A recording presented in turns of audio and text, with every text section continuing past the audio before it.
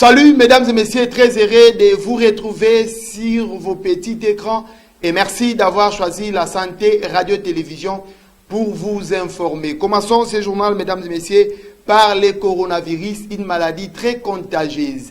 Malgré les efforts de l'Organisation mondiale de la santé, les cas ne cessent de s'enregistrer dans le monde. Plusieurs pays ont annulé leur voyage vers la Corée du Sud pour se mettre à l'abri de toute contamination. L'Iran, le quatrième pays le plus touché par le coronavirus, a refusé le soutien des États-Unis d'Amérique. Suivez ces reportages. Masque sur le visage, Xi Jinping écoute les derniers rapports sur l'évolution du coronavirus en Chine. 125 nouveaux cas ce mardi, c'est le total le plus faible dans le pays depuis fin janvier. Mais l'épidémie progresse ailleurs dans le monde. 70 pays ont imposé des restrictions de voyage vers la Corée du Sud, deuxième pays le plus touché après la Chine. Après la Corée du Sud, l'Italie, le nombre de personnes atteintes dans la péninsule a doublé durant le week-end. L'Iran, quatrième pays le plus touché dans le monde, a refusé le soutien des États-Unis, mais Paris, Berlin et Londres ont annoncé qu'ils allaient fournir de l'aide à Téhéran. Aux États-Unis, qui étaient jusqu'à récemment plutôt épargnés, le vice-président Mike Pence a annoncé qu'un traitement pourrait être disponible d'ici l'été ou l'automne. Les dirigeants des principales entreprises pharmaceutiques étaient réunis quant à eux autour de Donald Trump. Nous allons relever ce défi ensemble et nous allons le remporter. Le coronavirus est désormais présent dans près de 20 pays européens. Les ministres de la Santé de l'Union doivent se réunir ce vendredi à Bruxelles. Le Centre européen de prévention et de contrôle a annoncé que le niveau de risque était passé de modéré à élevé pour les personnes dans l'Union européenne. Autrement dit, le virus continue à s'étendre. Le coronavirus a fait son apparition dans de nouveaux pays comme la Thaïlande, l'Arabie Saoudite, la Tunisie et le Sénégal. Poursuivons ce journal, mesdames et messieurs. En vacances parlementaires, la sénatrice Nefertiti Ngudianza s'est rendue à Luozi où elle s'est imprégnée des problèmes de son territoire d'origine. Elle a promis faire sienne toutes les difficultés lui soumises. Suivez ce reportage. Février, vacances parlementaires. La sénatrice Nefertiti Ngudianza rentre dans son territoire Luozi au Congo central. Tard, mais les habitants l'attendaient. Ces habitants sont butés à bien des difficultés. Le Conseil de sécurité du territoire le lui fait part. Même refrain avec les 37 chefs de groupement et notables du territoire de Luozi. Les routes de dessert agricole sont dans un état de dégradation très avancé. Dans les milieux et les produits agricoles pourrissent. Nous sollicitons l'octroi de matériel de cantonnage manuel auprès des chefs coutumiers pour l'entretien des routes. Nous demandons à l'honorable sénatrice le suivi du projet de l'électrification du territoire de Luozi à l'Est-Nel. Les bacs de Mafuambo à Kinganga et de Mpioka sont inopérationnels. Nous sollicitons à la réparation et l'entretien de ces deux bacs. Depuis l'époque coloniale, les chefs coutumiers ont été toujours rémunérés. Mais il y a de cela 4 ans que 8 de nos collègues ne reçoivent plus rien. La sénatrice les rassure que le président de la République, Félix Tshisekedi, connaît leurs problèmes, mais aussi le gouvernement. Pour sa part, elle leur donne de l'argent, des chaises, de pagnes et des vélos. Merci infiniment à la sénatrice, car elle fait tout ceci avec ses propres moyens. Si Dieu l'élève encore plus, elle fera davantage pour nous. En 2019, elle avait remis de motos à l'administrateur du territoire et aux 10 chefs de secteur. Il fallait penser aussi aux autres. L'ASBEL Solidarité de Manyanga Sodema, section de Luozi, a elle aussi égrené les chapelets de problèmes qui rongent sa contrée. Nefertiti Ngudianza promet les rappeler aux autorités compétentes. Tufoueti Voanda, Tufoueti réfléchir, Tufoueti Sala. Nous devons nous mettre ensemble pour que vous et moi contribuions au développement de notre territoire. Préserver toute la vie sur la terre, c'est le thème de la journée mondiale de la vie sauvage de ce 3 mars 2020. Suivez ce reportage de Venambaki. Aujourd'hui, c'est la journée mondiale de la vie sauvage dont le thème est « Préserver toute vie sur Terre ». Cela englobe toutes les espèces animales et végétales sauvages en tant que composantes de la biodiversité ainsi que le moyen de subsistance des êtres humains. Les plantes et les animaux qui vivent dans la nature ont une valeur intrinsèque et contribuent aux aspects écologiques, sociaux, économiques, scientifiques, éducatifs, culturels, récréatif et esthétique du bien-être humain ainsi qu'au développement durable. La Journée mondiale de la vie sauvage est l'occasion de célébrer les diverses formes de la faune et de la flore sauvage et de sensibiliser à la multitude d'avantages que leur conservation procure à l'humanité. Cette journée nous rappelle également qu'il est urgent de renforcer la lutte contre la criminalité liée aux espèces sauvages et contre le phénomène de réduction des espèces causées par l'homme qui ont des répercussions économiques, environnementales et sociales de grande ampleur. Compte tenu de ces divers effets négatifs, l'objectif 15 de développement durable met l'accent sur l'arrêt de l'appauvrissement de la biodiversité. L'année 2020 marque également le moment où le monde décidera du nouvel agenda mondial pour la conservation de la biodiversité. C'est l'occasion pour les dirigeants du monde entier de décider d'un programme ambitieux visant à apporter le changement nécessaire pour mettre un terme à l'appauvrissement de la biodiversité et à l'extinction des espèces. La conservation du patrimoine mondial dès 1972 apporte une contribution importante à la protection des espèces en accordant un statut de protection internationale aux zones qui abritent les espèces les plus remarquables. La biodiversité et les espèces ne sont pas seulement cruciales pour le maintien de la vie sur Terre, mais elles façonnent également notre identité en tant qu'espèce humaine. La nature fait partie de notre patrimoine commun et constitue l'essence même de la Convention du patrimoine mondial. Afin de sauver les espèces, nous devons protéger leur habitat et veiller à ce que ces zones protégées soient bien gérées et reliées entre elles.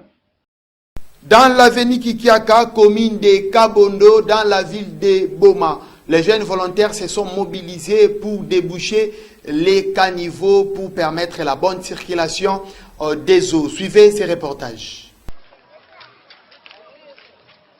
Cette fois-ci, il ne s'agit plus de la commune de Kalamou, mais plutôt de Kabondo, où les jeunes volontaires de cette partie de la ville de Boma ont procédé ce lundi 2 mars 2020 au débouchage des caniveaux situés sur la route communément appelée Kikiaka au quartier Tadi. Une initiative louable pour ces jeunes de Kabondo. Totalement tirés, cette fois-ci, comme vous pouvez le constater sur ces images prises au bon moment, ces collecteurs d'eau joueraient pleinement leur rôle. Ces jeunes de Kabondo n'ont pas attendu la période de la campagne électorale pour assainir leur milieu de vie.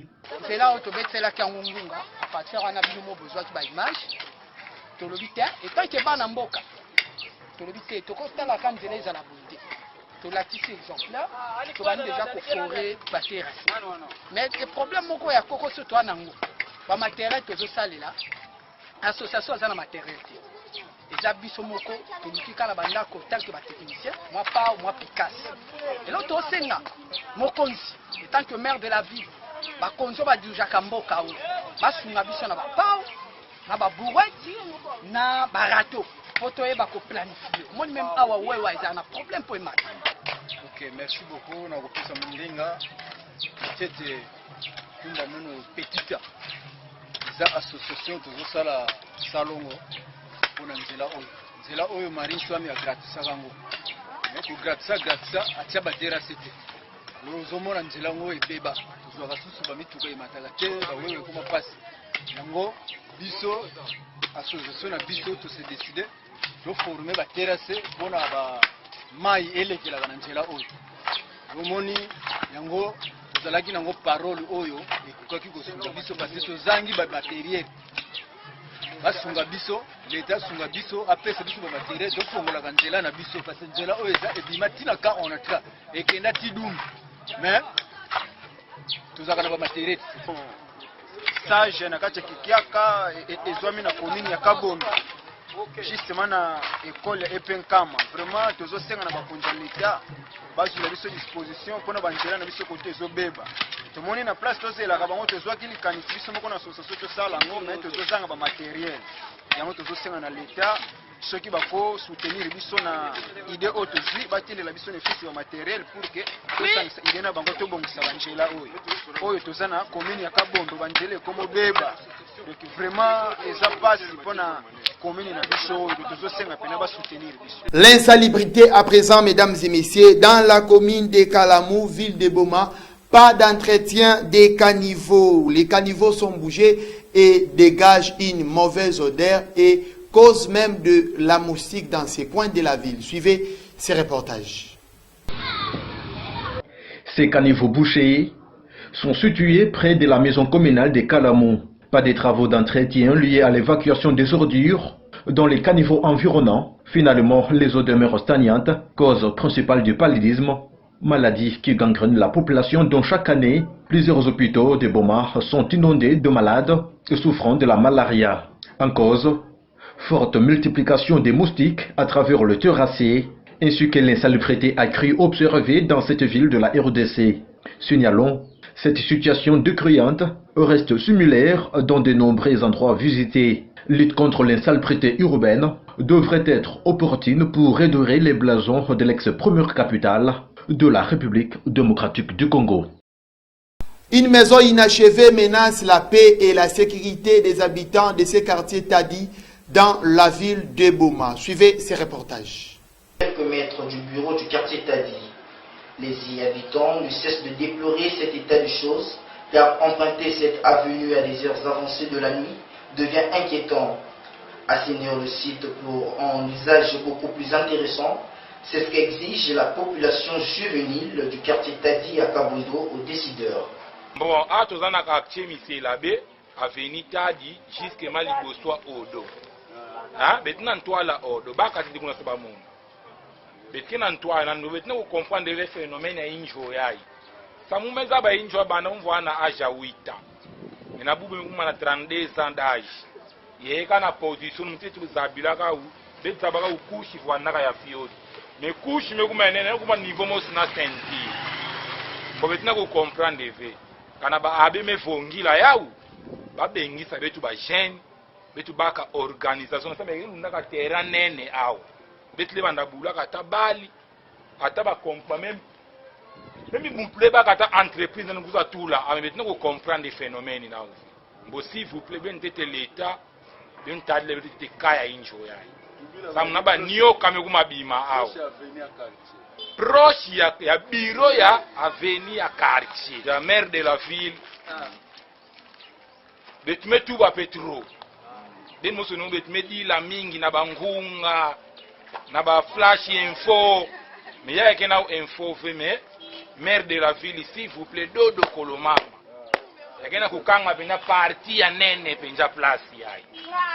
Rentrons dans la ville portière Matadi, bien sûr, mesdames et messieurs, les ronds-points qui ont été aménagés du temps de l'ancien gouverneur Simo Floribert Mbachi Mbacha, devenu dans un état de délabrement. Et il est devenu le lieu des refuges des personnes détraquées mentales. Suivez ces reportages. En son temps, ces ronds-points a contribué à la beauté de la ville de Matadi. C'était une fierté énorme compte tenu de l'image qu'il présentait en même temps que d'autres qui étaient aménagés du temps du gouverneur Mbachi Mbacha. Depuis lors, ces endroits sont abandonnés à leur triste sort. Le rond-point Belvédère, rond-point Musée ex-24 novembre, pour ne citer que cela, est devenu le siège des maladies mentaux. C'est le cas de cet homme, est un détraqué. C'est depuis plusieurs jours déjà qu'il a élu domicile sur cet endroit avec tous ses effets. Ces investissements qui ont coûté des dollars à la province, doivent-ils continuer à subir ces sorts pour des raisons que la population ignore? La question reste posée. Fin de cette page locale, mesdames et messieurs, place à présent aux informations au-delà de nos frontières et c'est juste l'essentiel qui nous concerne. C'est grâce à ces condensés de Solvin Bakou. Suivez. Du stade 2 au stade 3, c'est admettre que le virus est installé partout dans le pays, qu'il circule librement. On parle alors d'épidémie. On ne cherche plus à empêcher sa propagation, mais on essaye d'atténuer ses effets. Une situation inéluctable selon la porte-parole du gouvernement. Nous nous préparons activement au fait d'avoir une épidémie de coronavirus en France. Ça n'est pas certain, nous essayons de prendre des mesures pour freiner la propagation du virus, mais il est évident que les autorités publiques, les autorités politiques, les autorités sanitaires doivent se préparer. Au stade 3, des mesures contraignantes sont prises pour limiter les infections. Ça passe d'abord par la réorganisation complète du système de soins. Première conséquence, toutes les personnes atteintes du coronavirus ne seront pas hospitalisées. Les cas les moins graves, 80% des patients, resteront confinés chez eux. Les médecins de ville seront alors en première ligne pour les soigner. D'autre part, le gouvernement peut imposer une restriction des rassemblements et des déplacements. Cela peut passer par la suspension de certains transports en commun, la fermeture de crèches ou d'établissements scolaires, par l'interdiction de rassemblements ou d'activités collectives. Enfin, des mesures relatives à la vie quotidienne seront prises. Pour éviter toute spéculation, les prix pourront être encadrés, comme c'est le cas aujourd'hui pour les gels hydroalcooliques. Pour éviter les pénuries, une veille particulière à l'approvisionnement en produits de première nécessité sera mise en place. De classes vides à l'école et à l'université. Le gouvernement se dit conscient de l'impact sur la vie des familles, mais il affirme ne vouloir prendre aucun risque. Il ne faut pas bouleverser nos habitudes. Il faut avoir un comportement responsable. Il faut se laver les mains souvent, tousser dans un mouchoir ou dans le pli du coude. Maintenir 1 mètre de distance, éviter les accolades, les poignées de main et les endroits surpeuplés. Chez les parents d'élèves, les réactions restent mitigées. Je suis tout à fait d'accord et j'espérais ce décret car je craignais une flambée à l'école. Je pense que c'est tragique au niveau scolaire, pour les élèves mais aussi pour les parents. Et puis nous partons en vacances de Pâques et j'espère qu'ils ne prolongeront pas cela jusqu'à la mi-avril. Les établissements étaient déjà fermés depuis 10 jours dans les régions du nord du pays, placés en quarantaine. Mais ce mercredi, l'Italie a dépassé le cap des 100 morts. Plus de 3000 personnes sont infectées. C'est le bilan le plus lourd après la Chine et la Corée du Sud. Cabine de conduite déchirée, de la tôle froissée. La motrice de ce TGV vient de dérailler à grande vitesse avec à son bord 348 passagers. Parti de Colmar ce matin à 6h38, le TGV 2350 fait un arrêt à 7h19 à Strasbourg. Et alors qu'il prend la route de Paris, il passe à Ingenheim. Il est 7h45. Le TGV s'arrête alors brutalement et les vitres se fissurent. D'un coup, il y a eu un impact. Le train s'est légèrement soulevé. Et d'un coup, en fait, le wagon est tombé sur le ballast, donc les cailloux ont frappé les vitres se sont fissurées, et ça a été assez impressionnant. Au total, 4 voitures de tête sont sorties des voies. La motrice, elle, vacille. On avait l'impression qu'il allait se coucher sur les voies au bout d'un moment parce qu'il était très penché et finalement ça a arrêté sans dégâts.